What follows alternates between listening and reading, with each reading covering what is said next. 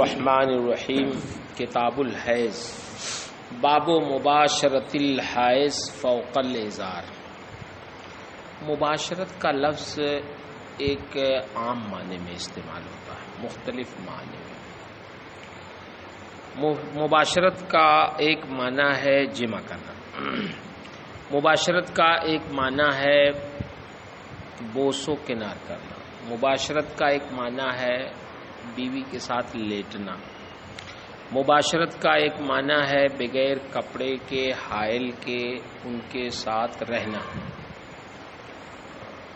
اتنے سارے معنی۔ تو یہاں جو فرمایا گیا باب مباشرت الحائض فوق الازار، مراد یہاں ان کے ساتھ رات گزارنا، رہنا، جمع نہیں مراد۔ قریب قریب اس میں بعض ہی کو چھوڑ کر زیادہ تر فقہا اس بات کی طرف ہیں، خود ہمارے امام صاحب کا کہنا یہ ہے کہ ناف کے نیچے سے لے کے گھٹنے کے نیچے تک حیض کی حالت میں بغیر کپڑے کے حائل ہوئے ان سے کوئی استمتاع جمع کے علاوہ ہی یہ ناجائز ہے،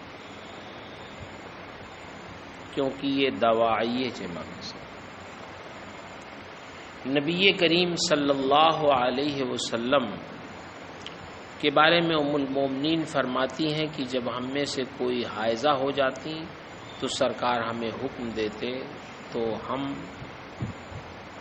ازار باندھ لیتے، ثم یباشرھا، پھر سرکار مباشرت فرماتے، یعنی ہمارے ساتھ وہ لیٹتے۔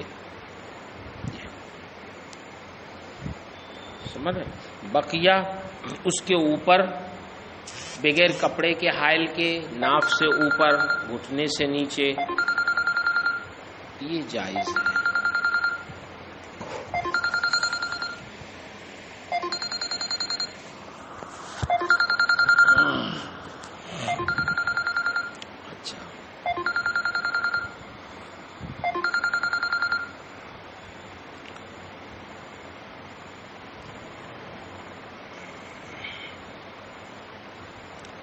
یہ ام المومنین کی روایت ہے، نیچے بھی انہی کی روایت ہے۔ کانا احدانا اذا کانت حائضن امرها رسول اللہ صلی اللہ علیہ وسلم ان تعتذر فی فور حیضتها، اپنے حیض کے زمانے میں، حیض فور کا مطلب اس وقت حیض کا خون بہہ رہا،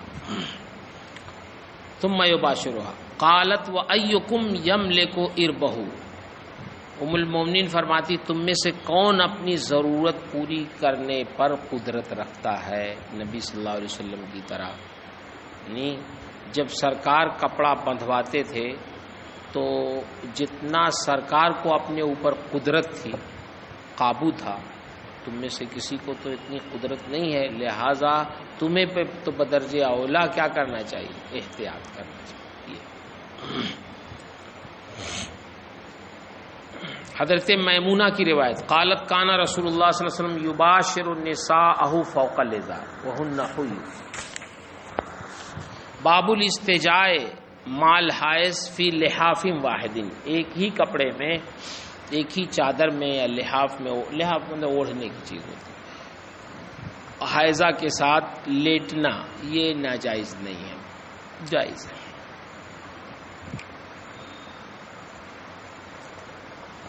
ابن عباس کی روایت ہے، سمیت میمونہ زوجن نبی صلی اللہ علیہ وسلم قالت کانا رسول اللہ صلی اللہ علیہ وسلم ینزجع معی، سرکار میرے ساتھ شباشی فرماتے، وانا حائض وبینی وبینہ ثوب، میرے اور ان کے درمیان ایک کپڑا ہوتا، ایک چادر میں ہم لوگ سوتے۔ لحاف تو ضرورت کم ہی پڑتی ہے مدینہ شریف میں، اس لیے کہ گرمی ہمیشہ رہتی ہے، کبھی کبھی صبح کو ٹھنڈک ہوتی ہے، مکے میں تو خیر گرمی اور ہوتی ہے، مدینے میں کچھ ٹھنڈک رہتی ہے، لیکن میرے خیال سے لحاف کی ٹھنڈک تو نہیں رہتی، ہلکی رہتی ہے۔ ابھی صبح کو جب مسجد نبوی جائیے تو ٹھنڈک، لیکن گھر میں اتنی لحاف کی ٹھنڈی نہیں، گرمی لیکن بہت، مکے میں ارے بہت چلیے تو زمین سے گرمی آتی ہے، جیسے شولہ 3 بجے دھوپ میں جب چلیے تب بھی سے لگتا ہے چہرہ جلس جائے۔ عرفات میں خیمہ رہتا ہے، عرفات میں بھی خیمہ رہتا ہے، اور وہ تو بہت ٹھنڈا رہتا ہے، پتھر ٹھنڈا رہتا ہے ہمیشہ، اور میرے خیال سے اندر کچھ ہے۔ عرفات میں بڑے بڑے خیمے رہتے ہیں اور انتظام کیے رہتے ہیں، اس کولر لگائے رہتے ہیں، اور بعض جو ہیں جیسے حجاج ہیں بعض علاقوں کے، تو ان کے لیے اور اچھا انتظام کیے رہتے ہیں۔ یہ ہے کہ ظہر کے بعد لوگ اپنے خیموں سے نکل کر پھر دعا کرتے ہیں، ویسا منظر کہیں نظر نہیں آتا۔ ظہر کے بعد جو دعا کا منظر ہے عرفات، آپ حج میں گئے؟ عرفات میں کوئی آنکھ ایسی نہیں رہتی جو روتی نہ ہو، صاحب کسی کو کسی کی پڑی نہیں، صاحب اپنے لیسا بینی و بین اللہ شیء، یہ کیفیت رہتی، یہ تصور بھی ہوتا ہے کہ واقعی آج حاجیوں کی دعاؤں پہ فرشتے آمین کہہ رہے ہیں۔ وہ زندگی کا ایک سب سے اہم دن ہوتا ہے۔ مزدلفہ کی رات بھی اسی طرح۔ چلیے، حضرت میمونہ فرماتی ہیں، اچھا یہ تو ہو گئی بات، حضرت ام سلمہ کی روایت، قالت بینما انا مستجع مع رسول اللہ صلی اللہ علیہ وسلم فی الخمیلہ، خمیلہ کے معنی بھی چادر ہی کیا تھا۔ ام المومنین حضرت ام سلمہ فرماتی ہیں کہ میں سرکار کے ساتھ ایک چادر میں لیٹی ہوئی تھی، اذ حست فانسللت، کہ میں حائضہ ہو گئی، فانسللت تو میں نے اپنے آپ کو علیحدہ کر لیا، فاخذت سے آبا حیضتی، تو میں اپنے حیض کے کپڑے کو لے کے کنارے ہو گئی، فقال علی رسول اللہ صلی اللہ علیہ وسلم انفست، سرکار نے فرمایا کیا تم حائضہ ہو گئی ہو؟ قلت نعم، فدعانی فاستجعت معه فی الخمیلہ، تو سرکار نے مجھے بلایا تو میں آپ کے ساتھ چادر میں لیٹ گئی، فقالت وکانت ہیا ورسول اللہ صلی اللہ علیہ وسلم یغتسلان فی الاناء الواحد من الجنہ، میں سلمہ فرماتی ہیں کہ سرکار اور وہ دونوں ایک ہی برتن سے غسل جنابت کرتے تھے۔ یہ تو ایک الگ مسئلہ ہو گیا، لیکن اس سے ثابت ہوا کہ حائضہ عورت کے ساتھ آدمی لیٹ سکتا ہے، یعنی مباشرت کر سکتا ہے کپڑے کے حائل کے ساتھ۔ باب جواز غسل الحائض راس زوجها، ہے نا، یہی ہے نا، ہاں، و ترجیلہ، کیا ہے، و طہارت سورہا والاتقاء فی حجرہا یا حجرہا و قراءۃ القرآن۔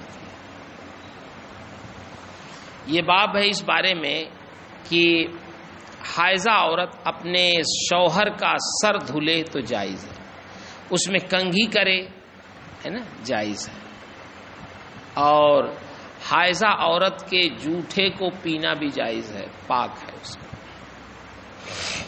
اچھا، حائضہ عورت کی گود میں اگر شوہر ٹیک لگا لے تو جائز ہے، اور قرآن ٹیک لگا کے اس میں قرآن بھی پڑھے تو جائز ہے، سمجھ؟ نبی کریم صلی اللہ علیہ وسلم تو ام المومنین کی گود میں ٹیک لگا لیتے تھے حیض کی حالت میں، اور اعتکاف کی حالت میں سرکار اپنا سر حجرے کے دروازے پہ رکھتے تھے، ہے نا. تو ام المومنین اس کو دھلتی تھی آپ کے سر مبارک کو، کبھی اس میں تیل لگاتی تھی، اس میں کنگھی کرتی تھی، کیونکہ حجرہ جو ہے نا بالکل وہی ہے جس میں سرکار آرام فرمانا. تو وہاں تک مسجد نبوی تھی، حجرے کا دروازہ کھلتا تھا تو مسجد نبوی کا صحن، اس میں کوئی فرق نہیں تھا. تو اس سے سمجھ میں آیا کہ معتکف اگر اپنا سر یا اپنا کوئی جز باہر نکال دے، ہاتھ وغیرہ مسجد سے، تو جائز ہے، اس کا اعتکاف نہیں ٹوٹتا ہے نا.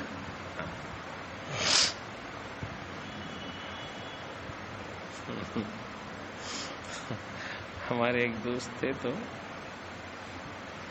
وہ اعتکاف میں بیٹھتے تھے، تو 10 دن میں کسی دن اپنی اہلیہ کو بلاتے تھے تو اپنا سر جو ہے کنارے کر دیتے تھے. تو وہاں ہر مسجد میں عورتوں کا بھی ایریا رہتا ہے نا، تو جو مردوں کا ایریا رہتا ہے اس سے تھوڑا سا سر عورتوں کے ایریے میں کر دیتے تھے، تو ان کی اہلیہ تیل لگاتی تھی ان کے سر. تو کہتے تھے کہ یہ بھی سنت ہے نا.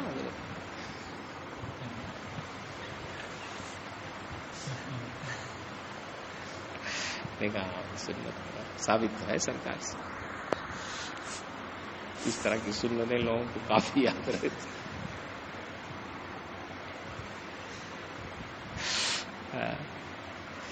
اچھا،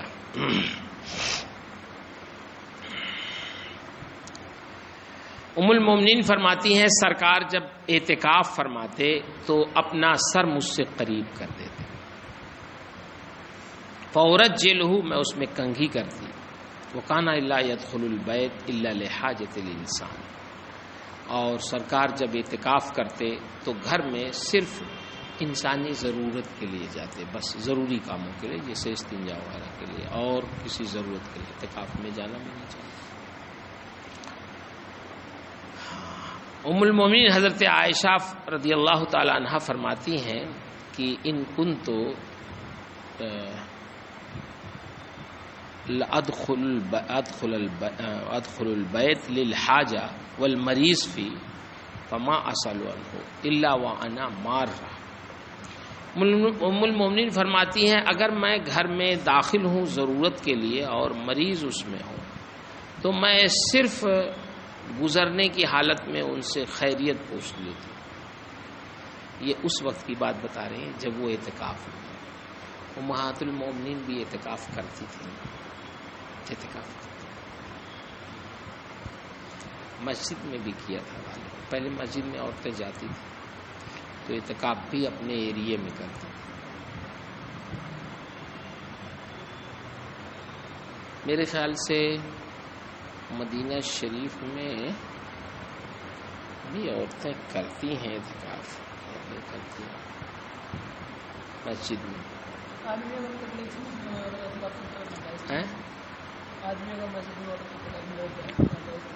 کیا کہہ رہے؟ آدمی اگر مسجد میں اور اعتکاف کے لیے بیٹھ جائے تو ناجائز تو نہیں؟ ہاں، مگر منع ہے مسجد عورتوں کا اعتکاف گھر میں، کیونکہ اب نماز ان کی گھر میں ہے تو اعتکاف بس وہی فتنہ کا مسئلہ.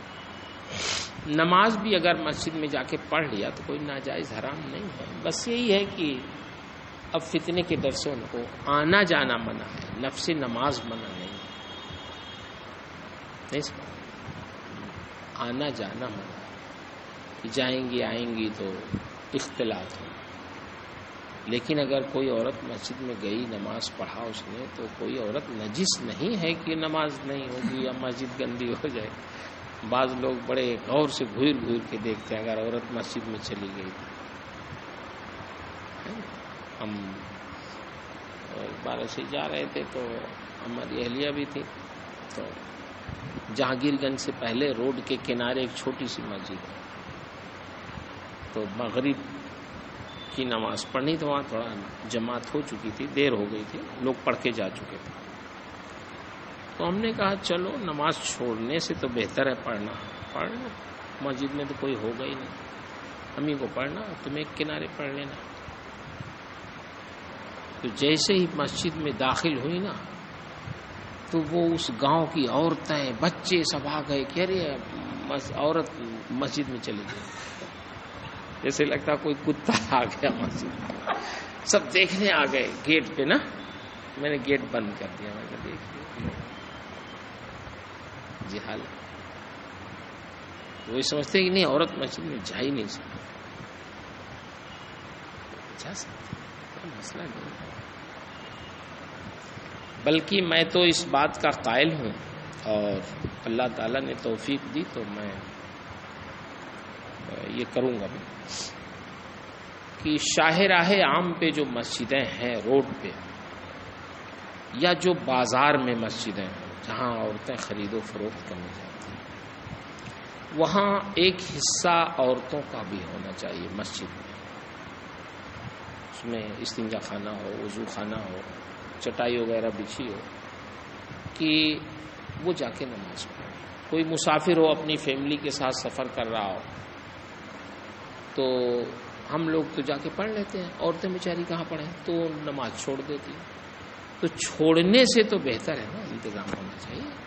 بھئی ہمیں نہیں کہتے کہ آپ جماعت کے لیے ان کو دعوت دیں، لیکن کوئی گزر رہا ہو، کوئی عورت عصر کے وقت گئی، اب اسے عصر کے لیے پھر واپس تو نہیں آئے گی، نماز کہاں پڑھے گی یا مغرب کہاں پڑھے گی، اس کا وقت بھی کوئی لمبا نہیں ہوتا، تو اپنا جا کے مسجد میں پڑھ۔ بہت سی عورتیں نمازی ہوتی ہیں لیکن کوئی انتظام نہیں ہے تو نماز چھوٹ جاتی ہے، تو ایسی جگہوں پہ انتظام ہونا چاہیے کہ وہ نماز پڑھ سکیں۔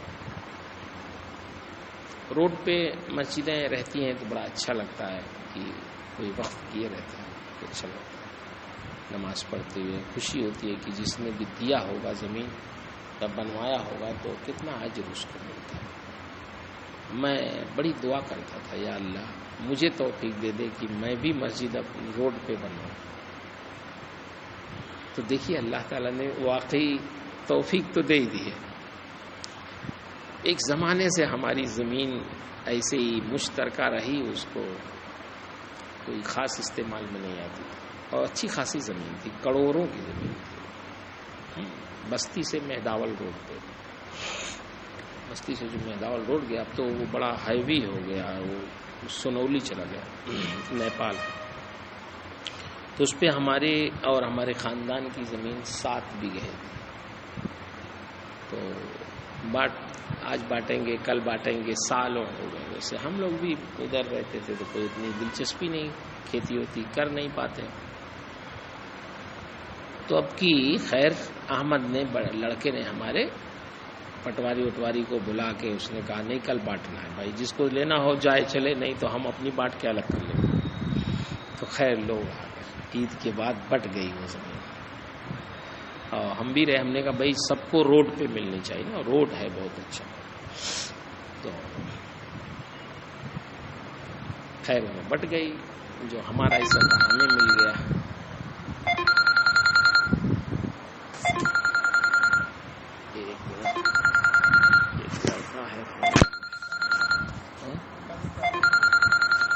تو ارے یار اس کو فون کرنا تھا، اس کو بھیجا تھا،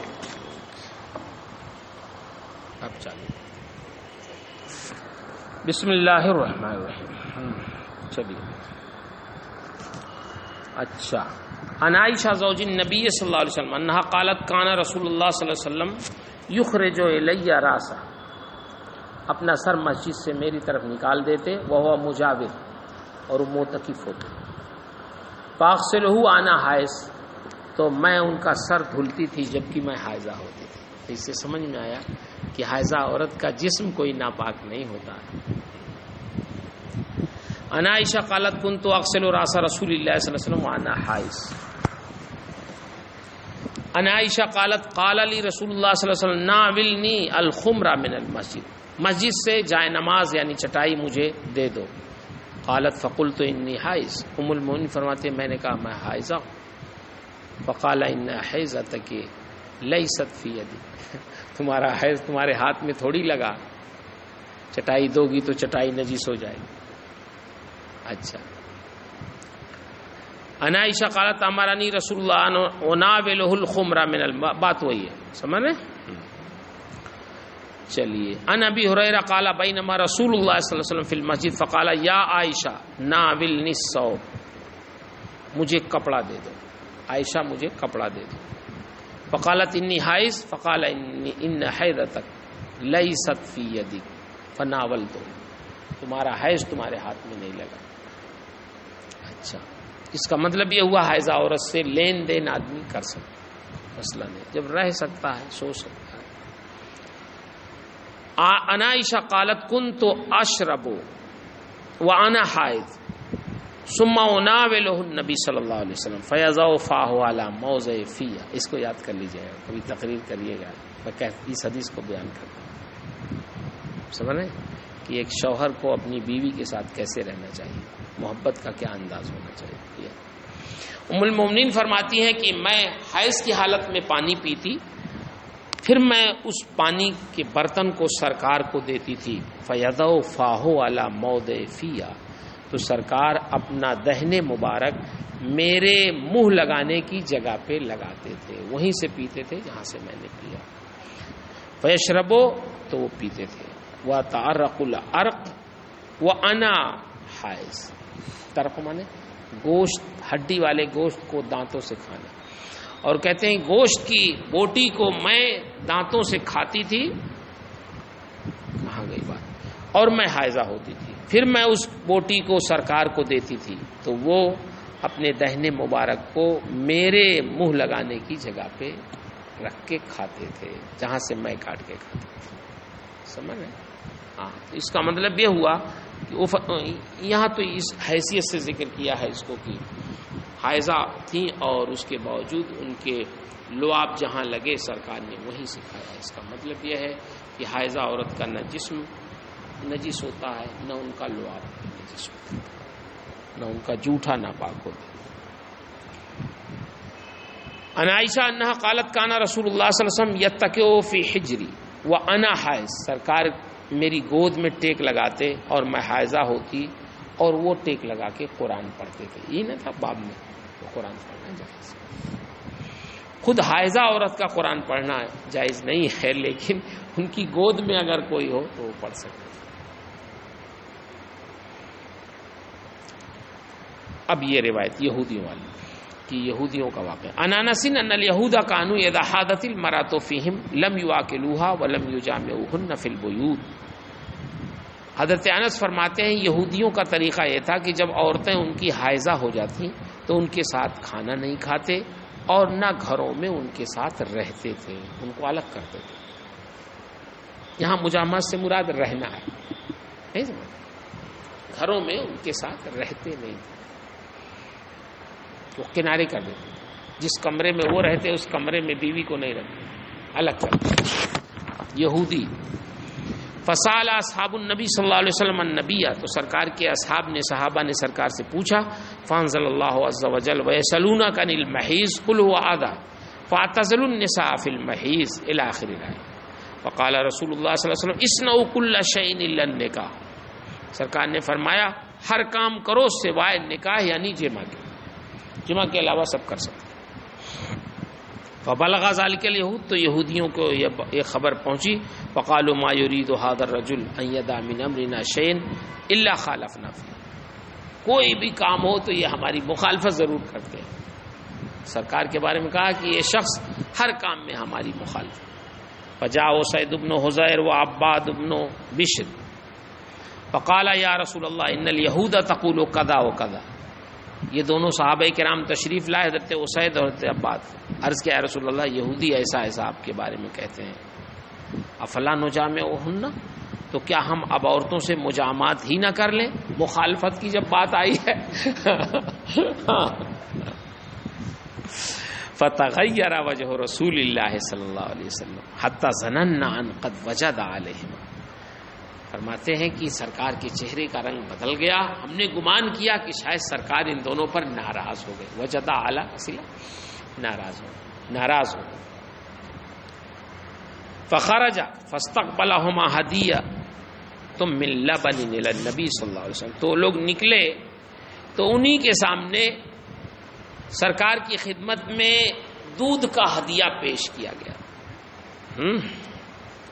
فارسل فی آثارہما فسقاہما، تو سرکار نے ان کی تلاش میں بھیجا اور پھر ان کو پلایا دودھ. فعرف ان لم یجد علیہما، تو دونوں نے یہ سمجھ لیا کہ ہاں سرکار ناراض نہیں ہوئے، یا عرفہ بھی پڑھ سکتے ہیں. یہ محسوس ہو گیا دونوں کے بارے میں کہ ان دونوں پر سرکار ناراض نہیں ہوئے، ناراض نہیں تھے دودھ پلایا. بہرحال کہنے کا مطلب یہ تھا کہ یہودیوں کے وہاں سخت حکم تھا، وہ بہت نفرت کرتے تھے، الگ کر دیتے تھے، لیکن ہمارے ہاں ایسا نہیں ہے. صرف جمع اور ناف کے نیچے سے لے کے گھٹنے تک استمتاع بغیر کپڑے کے حائل کے منع ہے. چلیے باب المزی،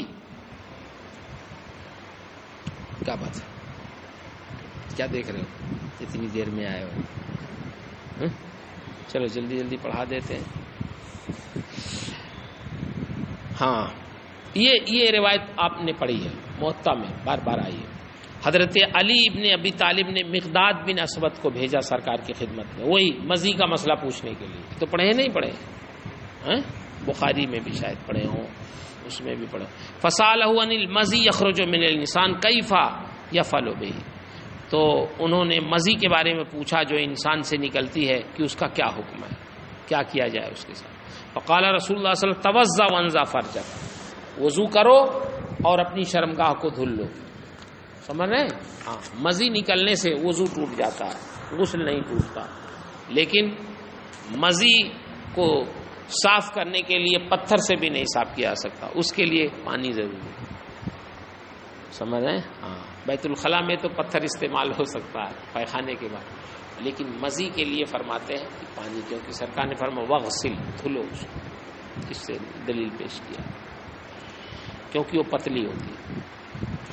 باب غسل الوجہ والیدین اذا استیقظ من النوم، چہرے اور دونوں ہاتھوں کا دھلنا جب نیند سے بیدار ہو جائے. کیا کہہ رہے ہیں؟ کچھ کہہ رہے ہیں؟ ہاں تو پیشاب اگر لگ جائے کہیں کپڑے اپنے میں تو کیا کریں؟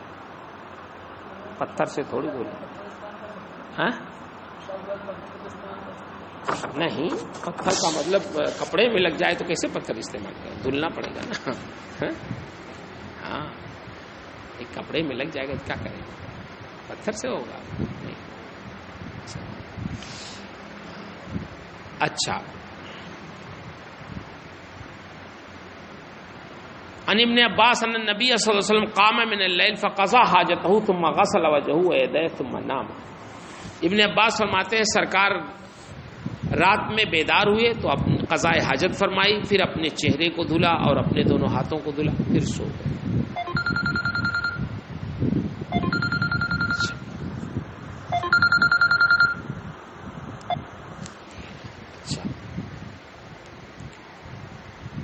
ان عائشہ ان رسول اللہ صلی اللہ علیہ وسلم کان اذا اراد ان ینام وهو جنوب توضا، سرکار جب سونے کا ارادہ فرماتے جنابت کی حالت میں تو وضو فرماتے، نماز جیسا وضو سونے سے پہلے. یہ ہے نا کہ آدمی اگر جنوبی ہے تو فوراً اس پر غسل ضروری نہیں، وہ اگر چاہے تو وہ بہتر یہی ہے اس کے لیے کہ وضو کر کے سو جائے، نماز جیسا وضو کر کے شرمگاہ دھلے. ان عائشہ قالت کانا رسول اللہ صلی اللہ علیہ وسلم اذا کانا جنبا فاراد ان یاکل او ینام توضا وضو، جب جنبی ہوتے اور کھانے یا سونے کا ارادہ کرتے تو وضو کرتے، نماز جیسا وضو. اچھا، ابن عمر فرماتے ہیں کہ حضرت عمر نے کہا یا رسول اللہ ایرقد احدنا وهو جنوب، کیا جنابت کی حالت میں آدمی سو سکتا ہے؟ قال نعم اذا توضا، ہاں جب وضو کر لے سو سکتا ہے. یعنی سونے کے لیے کوئی ضروری نہیں کہ فوراً غسل کر کے سوئے، جنابت کی حالت میں بھی آدمی سو سکتا ہے. یہ کہنا. ان عمر استفتى النبی صلی اللہ علیہ وسلم فقال هل ينام احدنا وهو جنوب، حضرت عمر نے استفتاء کیا نبی کریم صلی اللہ علیہ وسلم سے، کہاں ہے؟ ہاں، فقال کیا ہم میں کا کوئی سو سکتا ہے جنابت؟ کیا فرمایا ہاں، لے توضا ثم لینم، وضو کرے پھر سوئے حتی یغتسل اذا شاء، یہاں تک کہ پھر جب چاہے تو غسل کرے۔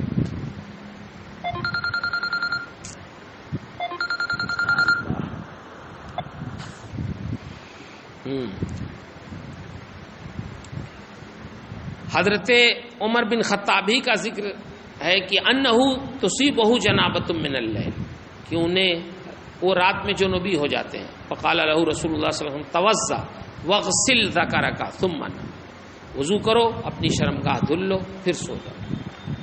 تو پہلے میں صرف وضو کرنے کا ذکر ہے، یہاں یہ ہے کہ شرمگاہ دھل لو، یہی ہے۔ اچھا،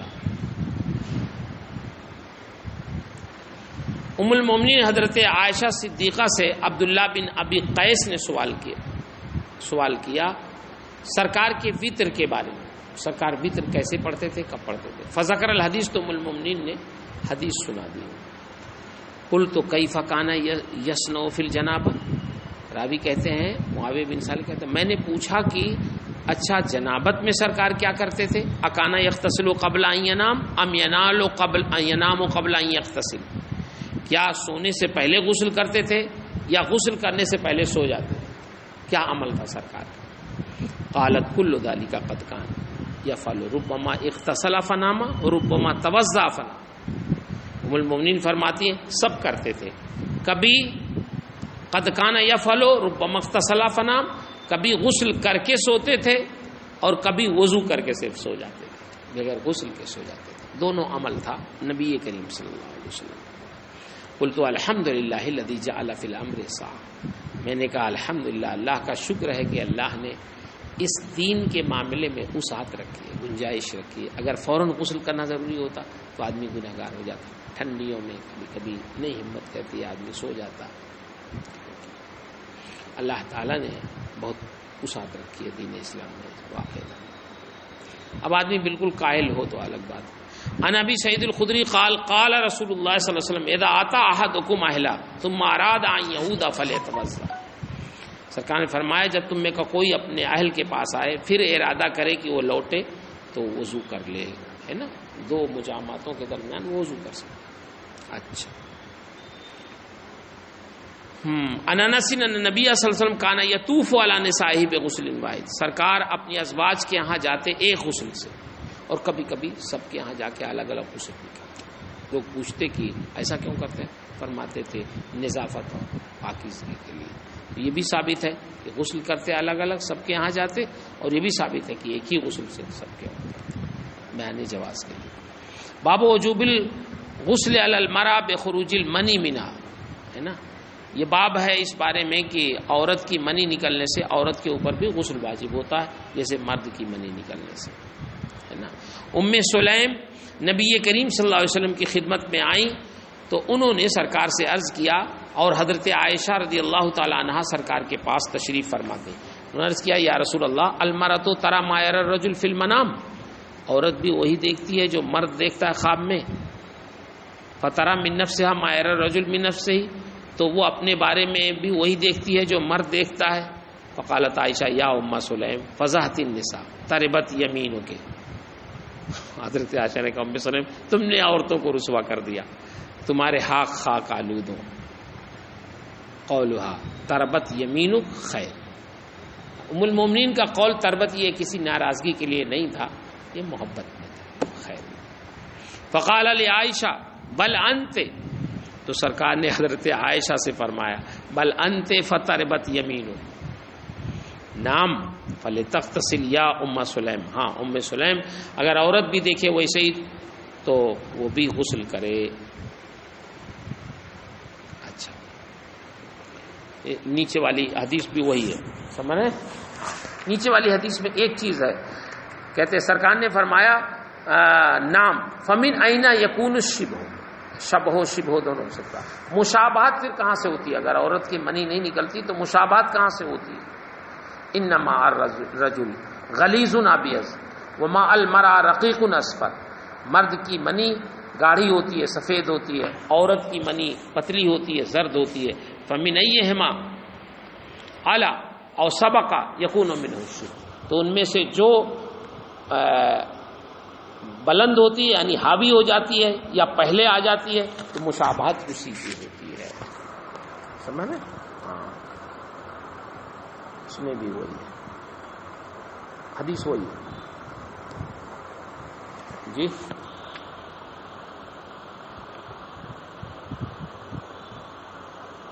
میں مسلم نے ساری روایتیں اکٹھا کر دیا. ایک حدیث اس میں ہے تھوڑا سا لیکن چلو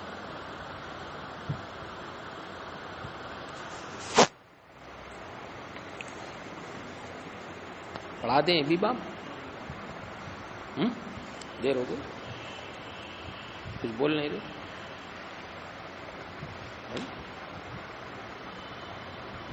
چلو اچھا